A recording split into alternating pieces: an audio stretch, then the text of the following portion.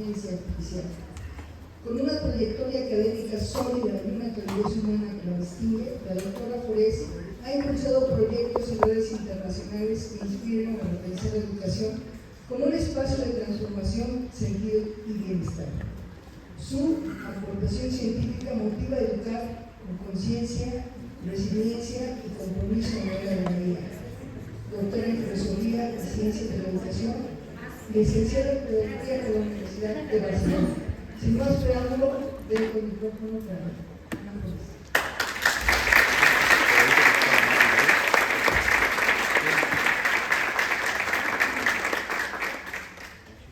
Bueno, me siento entre amigos, entre amigas.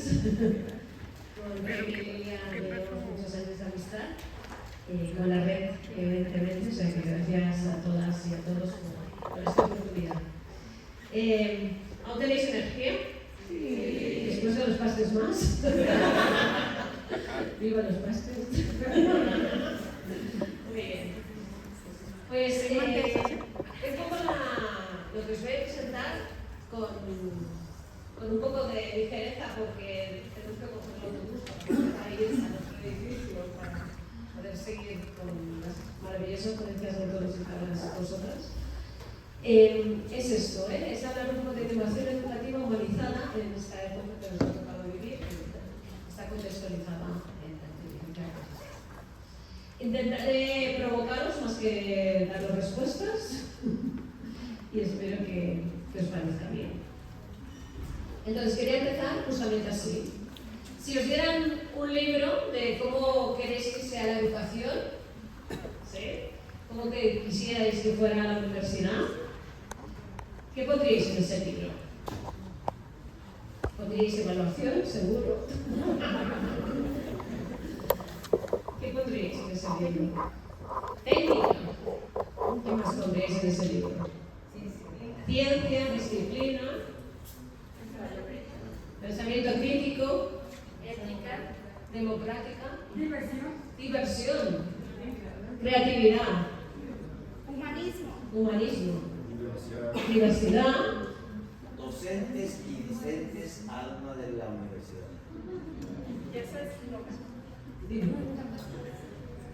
Capacidades individuales, docentes y discentes, competencias socioemocionales. Muy bien. Bueno, pues a ver cómo acabamos esta conferencia, si hay algún elemento que entra de nuevo. Inclusión, ¿sí? O no. A ver si superamos el tema. Mirad, hubo una exposición en Barcelona que era con 3D y era Leonardo contra Michelangelo. ¿Sí? Entonces entrabas en una sala y había una obra de Michelangelo y una obra de Leonardo y tenías que votar con cuál te quedabas. Y así ibas pasando todas las salas. Y al final nos teníamos ahí y salía el ganador. Si habíamos votado más para Leonardo, si el ganador era Leonardo, si el ganador era Michelangelo. Bueno, aparte de ser un poco disruptivo, ¿no? De ver el arte desde esta manera, yo creo que justamente con la IA nos pasa eso, ¿no? Que estamos como, IA sí, IA no. Y esa no es la pregunta. La IA está. Si la queremos negar, neguémosla, pero está. Entonces, más que sí o no, más que Leonardo o Michelangelo, nos quedamos con los dos, ¿no? Nos quedamos con lo bueno de uno y lo bueno del otro, ¿no? Porque los dos son muy buenos. Entonces, ¿para qué nos vamos a poner a competir? Entonces, imaginaos, ¿no? Capilla Sixtina contra Moisés, no, lo veamos todo. Y la IA, pues lo mismo. Vamos a quedarnos con lo bueno que nos puede dar la IA, ¿no? Y lo que no nos interese, pues a lo mejor le tenemos que dejar otro espacio, ¿sí? Cuando escribíamos este libro el año pasado de No solo son pantallas, reflexionábamos justamente sobre esta disyuntiva, ¿no? De IA sí, IA no. Pues eso, tenemos que superar esa pregunta y ir a preguntas como más profundas, ¿no?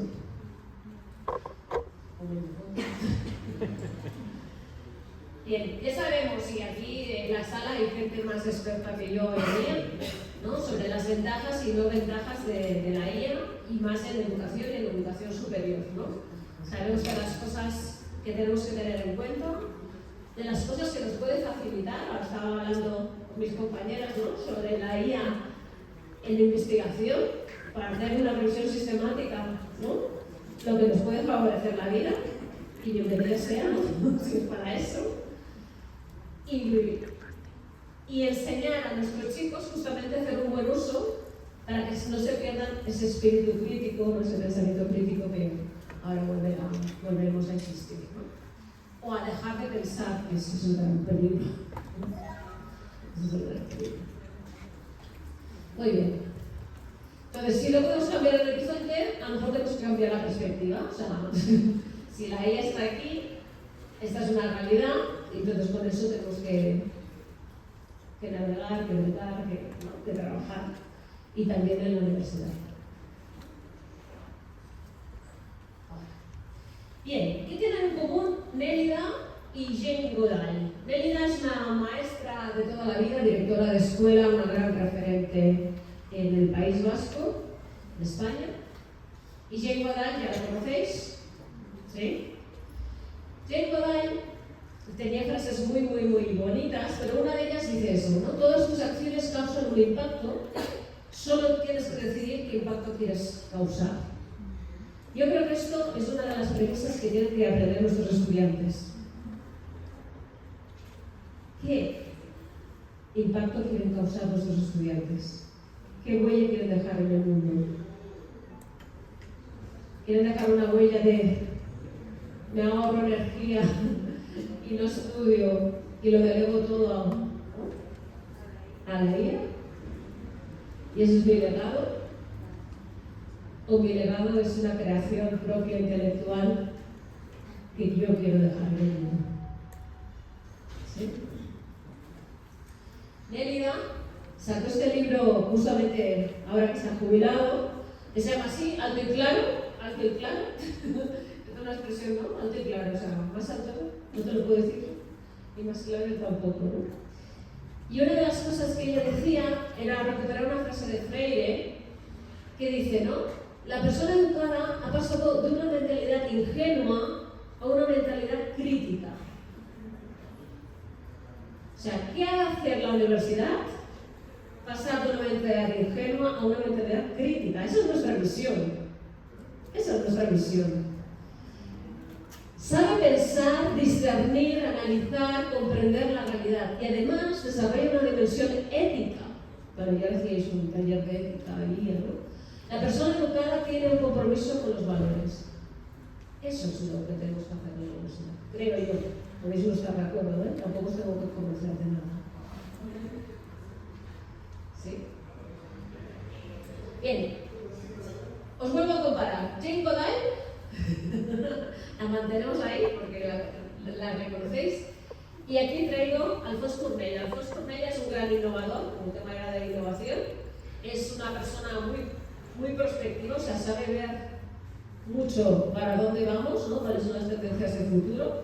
Hace unos trabajos increíbles, tiene libros muy interesantes y ve eso, ¿no?, hacia dónde vamos, ¿no?, en el mundo. ¿Y qué tienen en común una persona que es muy visionaria, ¿no?, con Jane Goodall? Pues fijaros qué cosa. Sí, muy bien. Alfons Cornella escribió este libro, Educar a los humanos, antes de la pandemia, o sea, antes de salir también de la IA, antes de la pandemia, y decía, las personas cada vez somos más robots y los robots cada vez son más humanos. ¿Sí? Estamos perdiéndonos, ¿no? Nos estamos perdiendo en este camino.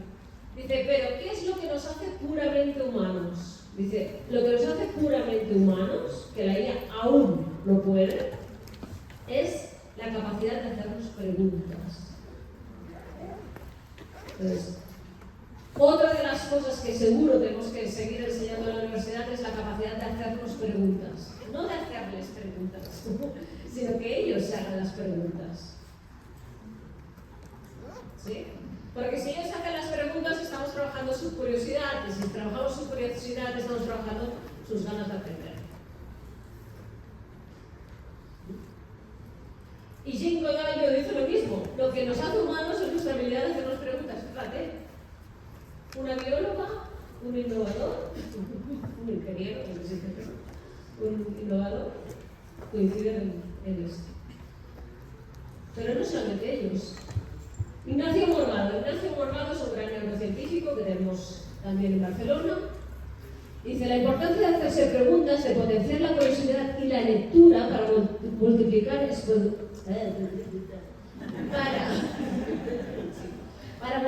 exponencialmente nuestra capacidad de aprendizaje. O sea, ¿qué nos hace ser grandes aprendices? La capacidad de hacernos preguntas, la curiosidad y leer. Leer no significa leer el titular, sino profundidad en la lectura. No quedarnos con, sino para dentro. A los estudiantes hay que enseñarles a no surfear tanto y ir al fondo del pozo o al fondo del mar. ¿Sí? Por tanto, bueno, eso. La innovación que invita a pensar, a preguntar, a conectar con nuestra parte humana. Esta es la primera perla de conocimiento que os quiero regalar. ¿Estáis de acuerdo? ¿No estáis de acuerdo? Una pregunta. Muy bien. Segunda. Carlos Schiller es un gran filósofo, no sé si filosofía, educación, no tenéis computado. Él, no sé si es el último libro, porque también escribe mucho, pero si no es el último, es el penúltimo. Es el último que tengo yo. Dice, no se debería comenzar una historia, una conversación, un texto con un no se puede. ¿Sí? ¿Por qué? Porque si yo cuando veo a mis estudiantes pienso que no pueden, ayer lo hablábamos, ¿qué pasará? Que no van a poder hacerlo. ¿Sí? Entonces, a lo mejor no sé cómo hacerlo, pero eso no significa que no se pueda. Cambia mucho la historia. Es decir, ninguna cosa viva podría ser nombrada como ninguna. Nadie puede decir de otros que no son nadie. Nada nunca es nada, ¿no? El mundo es una afirmación de todas las excepciones y todo comienza con cualquier cualquiera. ¿Sí? Entonces, innovar también es intentar otros caminos, ¿no? Otras posibilidades, otras maneras.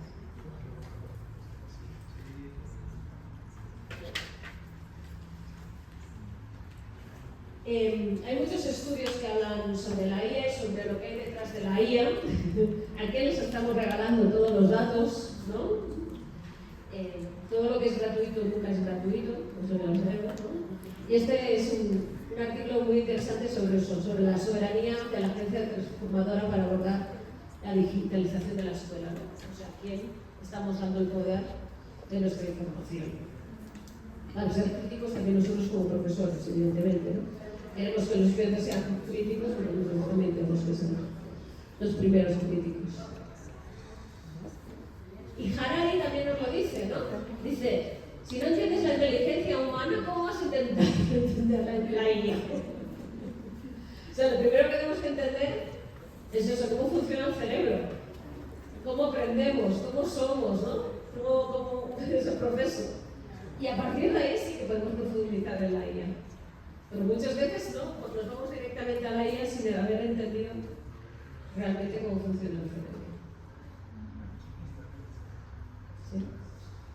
Sí, dice, si no tienes conocimiento no puedes tomar buenas decisiones. Y esa es la gran trampa de nuestros estudiantes, ¿no? Que muchas veces creen que saben porque hay una máquina que les ha dicho esto es así. Pero si no tienen un conocimiento previo a ellos para discernir, analizar, ¿no? Lo que decía Freire, pues tenemos una trampa, que es la creencia o la percepción de que sé, pero realmente no sé. Y ese para mí yo creo que es el gran reto. Entonces, ayer lo decíamos también al taller, ¿cómo sé que sé? ¿Cómo sé que sé?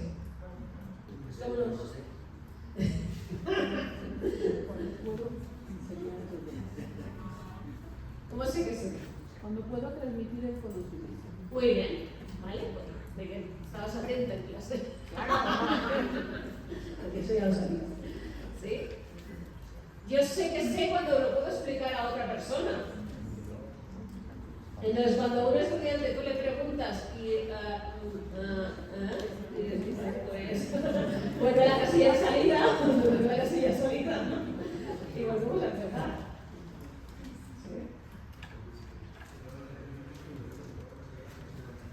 Odite, no sé si conocéis Odite, si todos lo conocéis, y los de tecnología seguro. Odite siempre va presentando un informe sobre las nuevas tendencias tecnológicas en educación, y este era, no es de este año, es del año anterior, pero sobre la inteligencia artificial en la microeducación. Un poco como propuestas para transformar las aulas a través de con la inteligencia artificial. Bueno, os paso material para que investiguéis esas cosas. Muy bien. Pero lo que decíamos, de nada nos sirve la inteligencia artificial si no tenemos pensamiento crítico, ¿no? Y esa yo creo que es la gran base. Enrique Scandón lo dice, ¿no? El pensamiento crítico es el antídoto necesario para la inteligencia artificial. No sé si sería antídoto, para mí no sería la palabra antídoto. Pero si no hay pensamiento crítico, jugamos en desventaja. Jugamos en desventaja. En sí, este informe también que nos hablaba de cuáles son las 8 habilidades más importantes para el 25, ya vamos por detrás, pero una de ellas era justamente este pensamiento crítico y capacidad analítica. O sea que por todas las partes nos están diciendo pensamiento crítico, pensamiento crítico, pensamiento crítico. Vale, y ahora la pregunta es, ¿y cómo trabajamos el pensamiento crítico en el aula? Porque decirlo es fácil, pero hacerlo.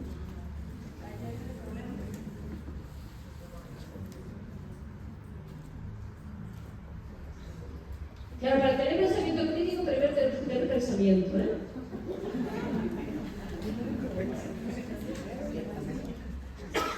Parece una tontería, pero es que a veces es la base. Entonces, primero tenemos que tener y asegurarnos que tienen pensamiento. Y después ya vamos a analizar, discernir y tal para convertirlo en pensamiento crítico.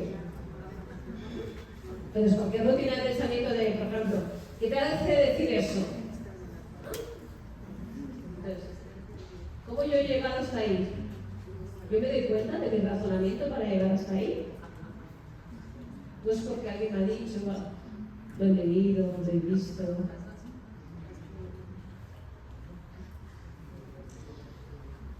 Igual que el pensamiento crítico es importante, la curiosidad sigue siendo muy importante. Alfonso Correia, el de antes, ¿os acordáis? Alfonso Correia. Lo dice, la curiosidad se está convirtiendo en una nueva ventaja competitiva, o sea, a la gente lo van a contratar si es curioso. Antes que en el panel decían, ¿no?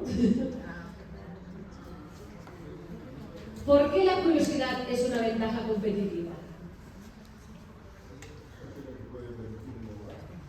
Correcto. Todos podemos seguir aprendiendo toda la vida si tenemos curiosidad. La curiosidad de los niños la tenemos clara, pero es que nosotros la tenemos, A no ser que nos creamos que ya lo sabemos todo, ¿y para qué? Entonces lo que nos permite a seguir aprendiendo es tener curiosidad siempre. Imaginaros. Entonces, yo te contrataré si veo que eres una persona curiosa porque sé que te vas a mover siempre. Vas a seguir investigando, indagando, ¿no? Prosperando.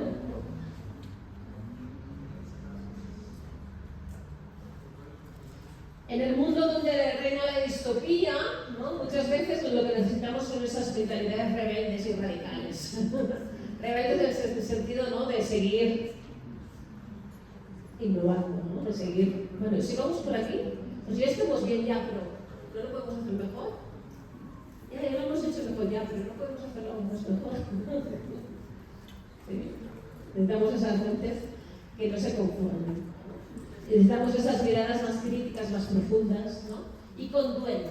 Ya nos explico lo del duende, porque me diréis, ¿duende? ¿Duende? ¿Dime? Claro. García Lorca, un gran poeta, ¿sí? Él decía, cuando tú ves una obra de arte, te tiene que conmover, y ahí nace el duende. Es el duende que te impulsa a hacer cosas, ¿no? Pues a un pintor a pintar, a un escritor a escribir, a un inventor a inventar, ¿no? Es el duende. A sacar lo mejor de nosotros, ¿no?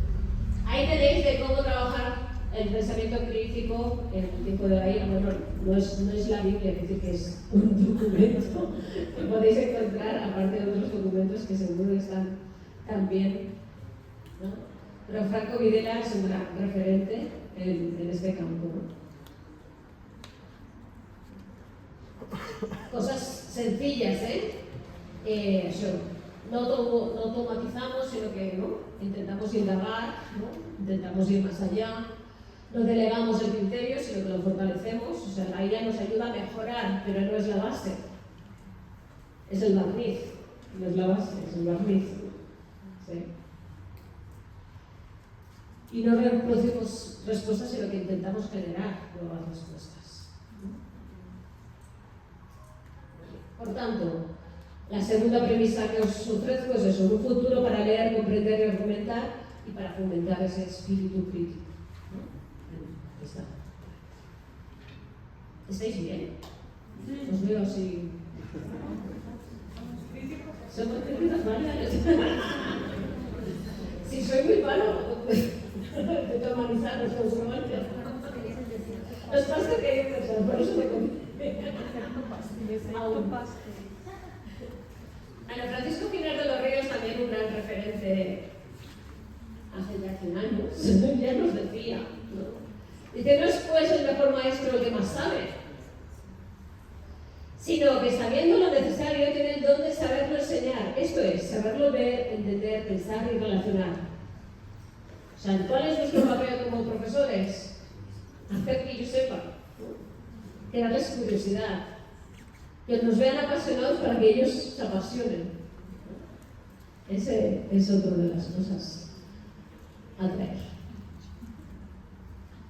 Bueno, y esto es lo que nos encontramos en clase a veces. Bueno, al menos la sociedad. No sé si en el aula, pero en la sociedad sí, ¿no? Tenemos gente que no leemos, que no comprendemos, pero siempre comentamos, porque no queremos argumentar cualquier cosa. Porque yo lo sé, porque lo he oído, porque alguien me ha dicho, porque se comentó.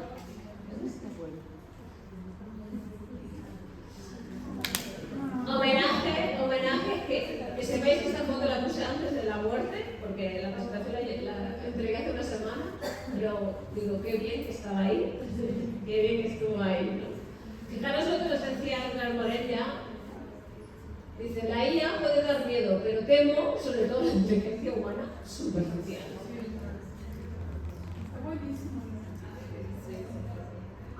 O sea que yo creo que esto es lo que nos tiene que importar, ¿no? De dar buena base a nuestros chicos y nuestras chicas, justamente para que no se dejen manipular,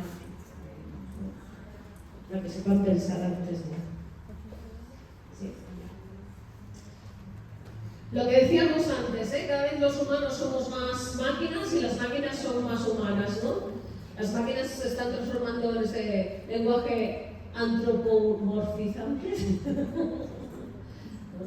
Y eso a veces confunde a nuestros chicos y nuestras chicas que le piden, ¿no? De todo, ¿no? Ayer comentábamos que había chicos y chicas que les preguntan a la IA, pues, cómo se van a vestir, si pueden quedar con su chico o su chica, si tienen que dejar. Entonces, si estamos delegando ese poder de decisión a una máquina,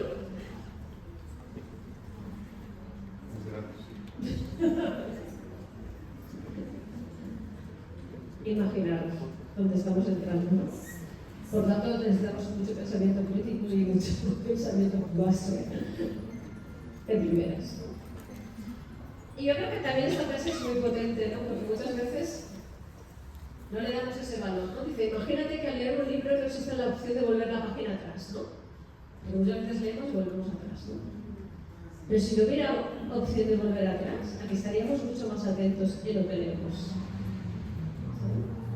Entonces, que nuestros chicos, nuestras chicas también, ¿no?, perciban que lo que está pasando en la hora es lo importante, ¿no? Que no se muevan en el antes o el después o en el que harán, sino cuando están en el aula, están en el aula.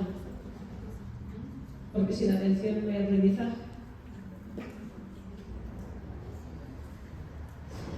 Por tanto, 3. Una innovación que invite a seguir el deseo de aprender, ¿no? Que sigan teniendo esas ganas de seguir aprendiendo. Y ahora os quería hablar de los intangibles. ¿Qué es una cosa que es intangible?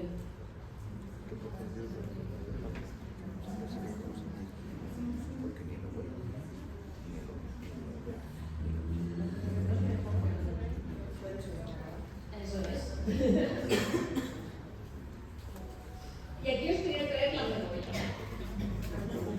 Y la cebolla sí que se puede comprar. Sí, claro. Cebolla sí. ¿Recordáis quién era Daniel Pennac?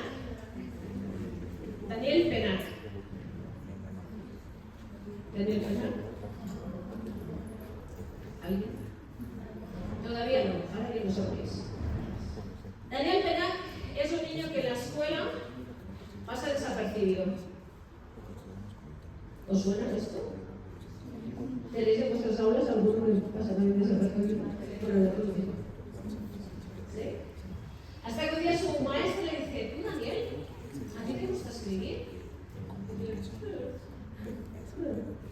Vale, pues cada día o cada semana le vas a traer un pequeño fragmento.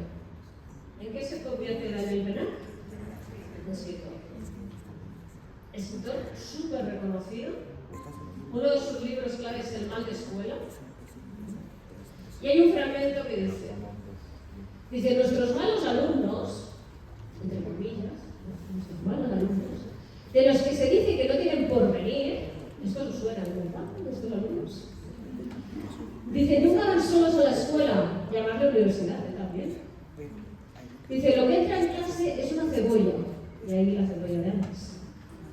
Unas capas de pesadumbre, de miedo, de inquietud, de rencor, de cólera, de deseos insatisfechos, de furiosas renuncias acumuladas sobre un fondo vergonzoso del pasado, de presente amenazador y de futuro condenado. Dice, miradlos, aquí llegan, con el cuerpo medio hacer y una familia puestas en la mochila. En realidad, la clase solo puede empezar cuando dejan el fardo en el suelo y la cebolla ha sido pelada. Es difícil de explicar, pero a menudo solo basta una mirada, una palabra amable, una frase de adulto confiado, claro y estable para disolver esos pesares, aliviar esos espíritus y instalarlos en el presente más rigurosamente indicativo. ¿Os suena esto?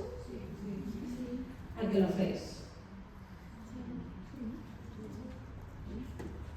Porque a veces dicen, no, es que nosotros como somos profesores universitarios, nosotros tenemos que enseñar, pero de casa ya se viene. Pero es que si este chico o esta chica viene con todo esto, no va a aprender, por muy bueno o buena que seáis. La educación emocional es lo que funciona en las experiencias.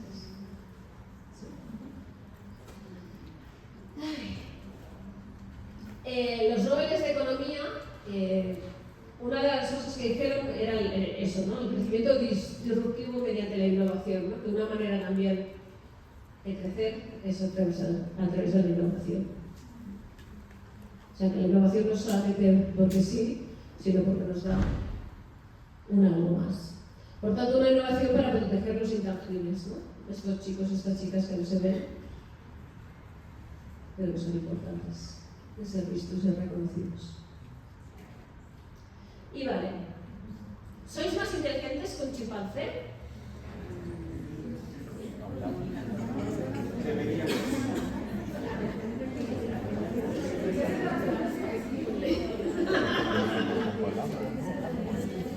Quisiéramos pensar que sí, ¿no? Quisiéramos pensar que sí. Bueno, hay un ejercicio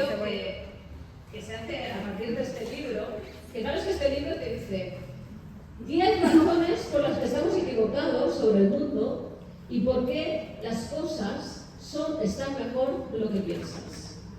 En este ejercicio se coge a las personas y se les hace diferentes preguntas de cómo está el mundo. Sí. ¿Y cuál es nuestra tendencia?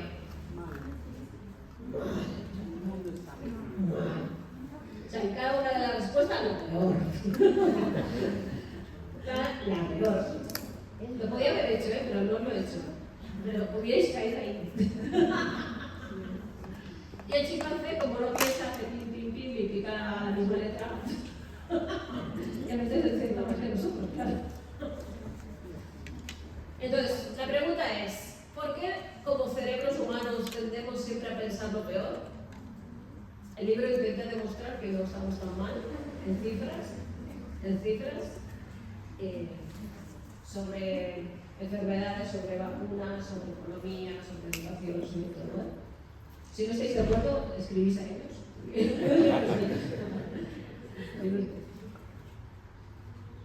¿Por qué? ¿Por qué siempre el cerebro se va a lo peor? Hace más probable que se olvide. Muy bien, muy bien. El efecto placebo lo conocéis todas y todos, pero igual que hay el efecto placebo y el efecto nocebo, ¿vale? El efecto nocebo es, por ejemplo, ¿no? Se cogió unas personas y dice, mira, te vamos a poner un casco para mirar no sé qué, es igual. No pasa nada, pero a lo mejor os da un poco de dolor. ¿Cómo acabó la gente? Con dolor de cabeza. Todos. Dolor de cabeza. Que no hay nada. Igual que el placebo, pues el nocebo. No hay nada. ¿Sí? Entonces, si nuestros estudiantes, hemos dicho, estamos en un contexto distópico, donde el mensaje que están diciendo, los rectores lo han dicho, no tendréis trabajo, ¿no? ¿Para qué estudiar? Si no vais a tener futuro, ¿no? El futuro está fatal, ¿sí? Los salarios, ¿sí? Y se lo creen. ¿Qué vamos a tener en el aula?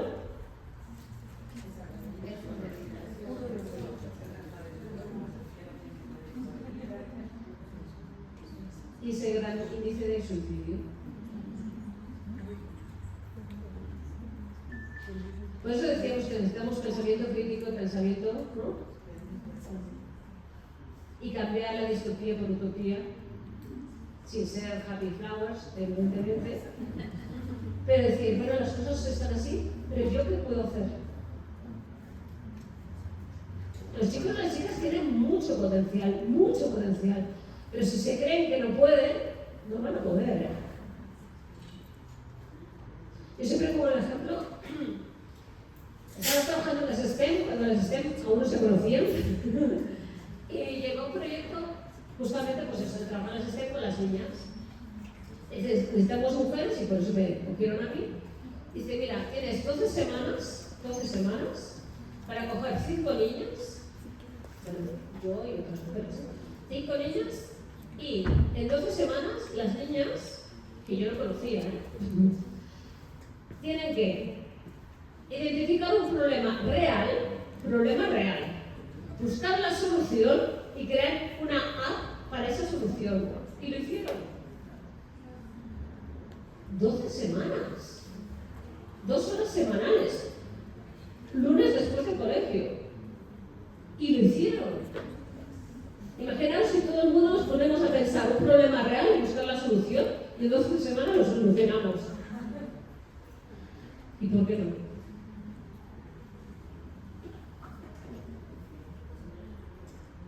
No sé.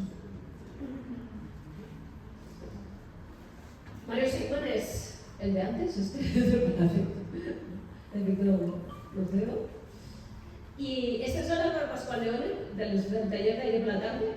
Álvaro Pascual-Leone, ¿os acordáis de Álvaro Pascual-Leone? Pues Álvaro Pascual-Leone. Los dos son grandes neurocientíficos, ¿no?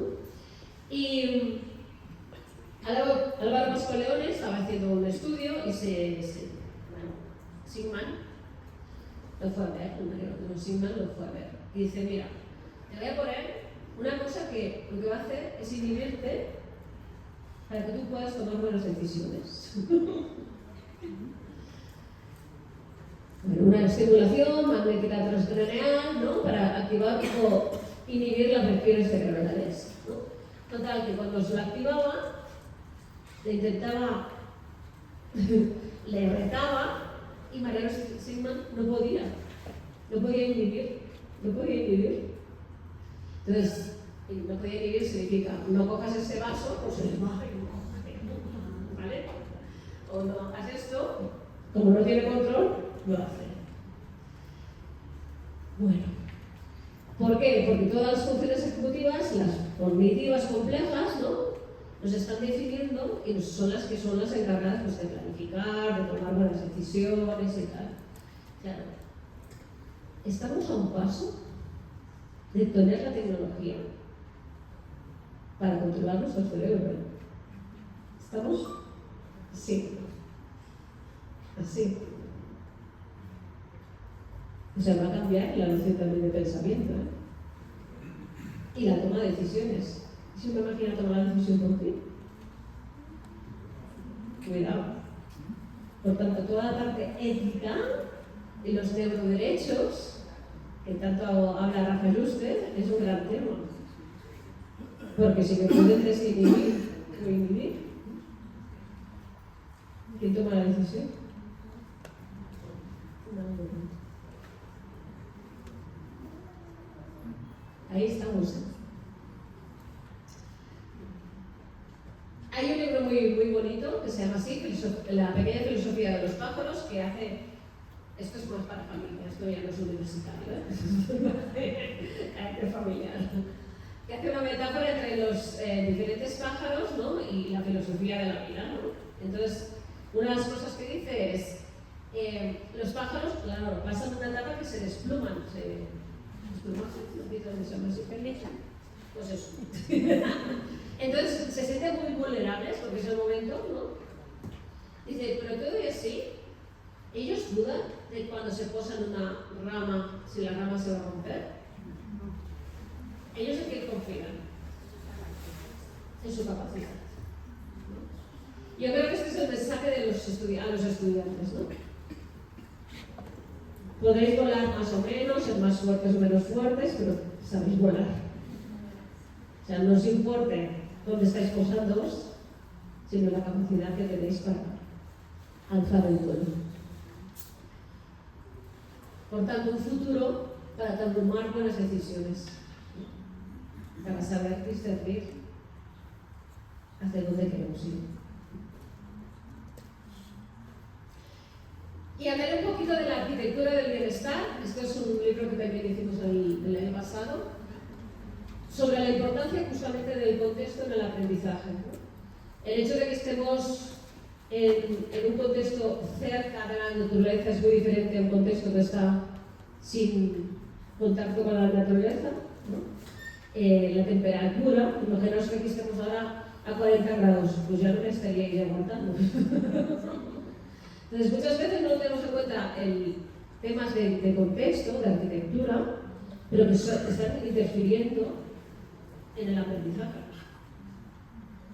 ¿Sí?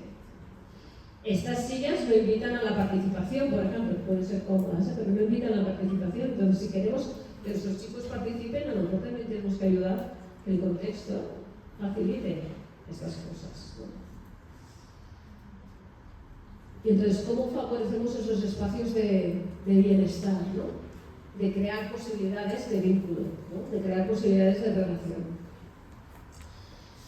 Sobre el tema de la historia que decíamos antes, Han, que seguro que lo habéis leído, los 80.000 libros que tiene, bueno, muchos, no 80.000, porque muchos.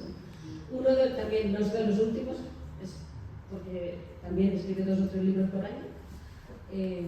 Hace esta llamada justamente al espíritu de la esperanza, ¿no? Cuando los chicos y las chicas creen que no tienen futuro, ¿no? Creen que no tienen futuro, el futuro se más fuerte, ¿no? Entonces, ¿cómo trabajamos o seguimos trabajando la esperanza con ellos?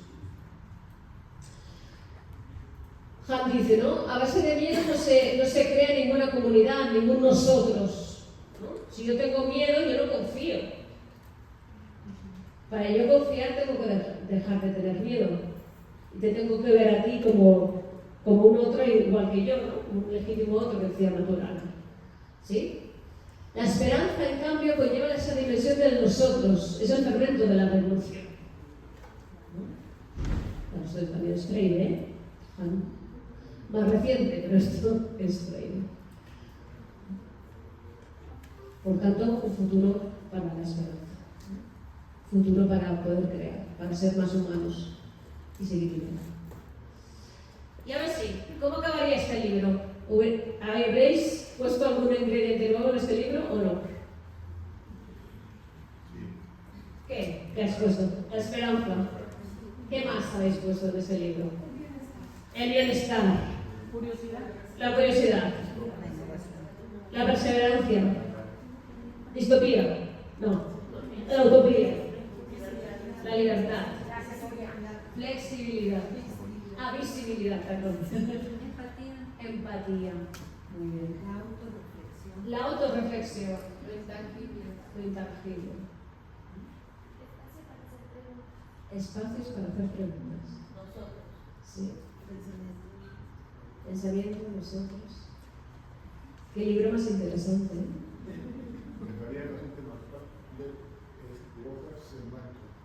Para seguir escribiendo, qué bueno. Qué bueno. Pues chicos, muchas gracias. Un placer.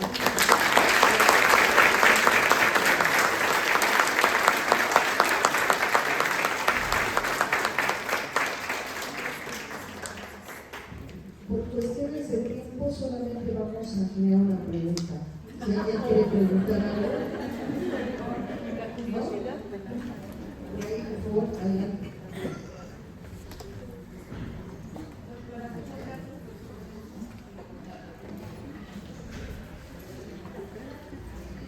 Antes que nada, muchas gracias y felicidades por hacernos pensar. Mi pregunta va justo en relación a esta área que me parece fundamental, la filosofía, y que pues de repente hay una tela de juicio si deberíamos o no enseñar filosofía en las universidades por esto de parecida que no tiene futuro. ¿Cómo se defiende eso desde la postura justo pedagógica? Porque me parece fundamental, igual que la materia de lógica que hicimos en el bachillerato, me parece fundamental para saber pensar. ¿Cómo defenderlo?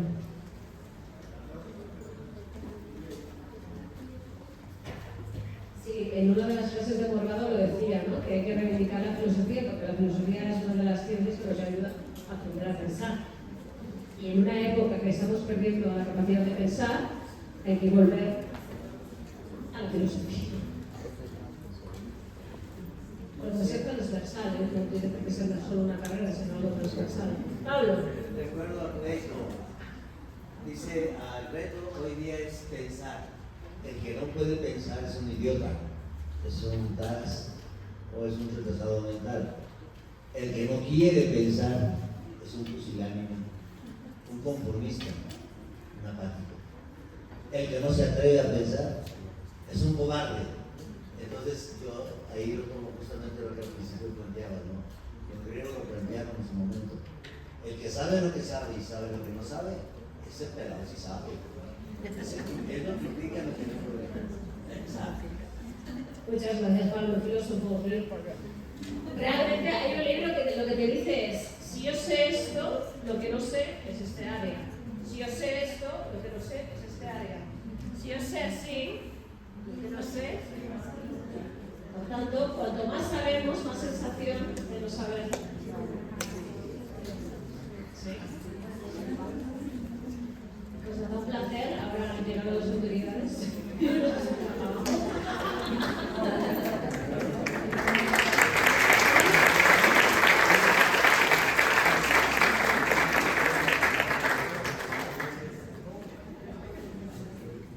Nuevamente, yo, representando a todos, y pues hoy, a la presencia del maestro Felipe Durán Rocha, rector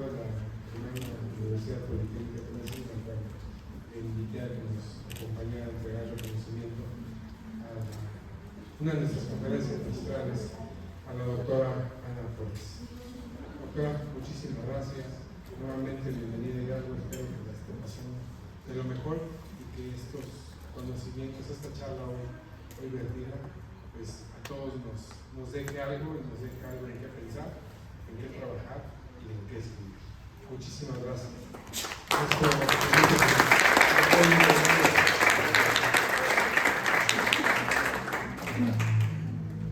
Gracias. Me voy a permitir leerlo, que dice Quinto Congreso Internacional de la Enseñanza Universitaria, reconocimiento otorgado a la doctora Ana Flores Villavalles por su destacada participación al impartir la conferencia magistral Innovaciones Educativas humanizadas en la era de la IA, y esa clave en el Quinto Congreso Internacional de Enseñanza Universitaria. Su invaluable aportación fortalece la difusión científica, consolida el compromiso de la red de investigadores docentes de México, América Latina, Andorra y España, y la Universidad Politécnica de Pachuca, con el acceso universal de conocimiento. Firma la doctora María Rocío Carrón Zapata y el maestro Francisco Hernández. Muchas felicidades, doctor.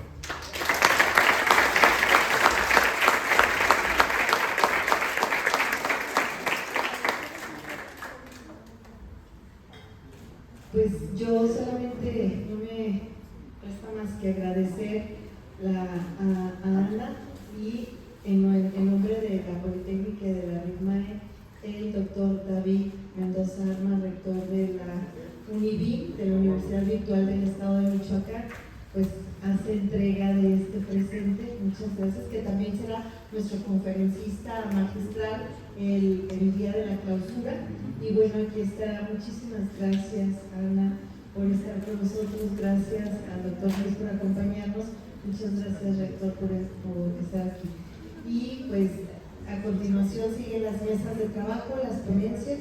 Habrá que identificar en dónde están las de cada quien para podernos ir.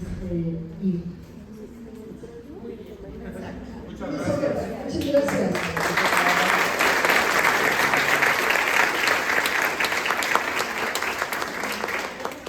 El autobús está afuera y los va a trasladar al Sevilla. Sí, hay que dar 2 vueltas, va a dar 2 vueltas para que no se guste.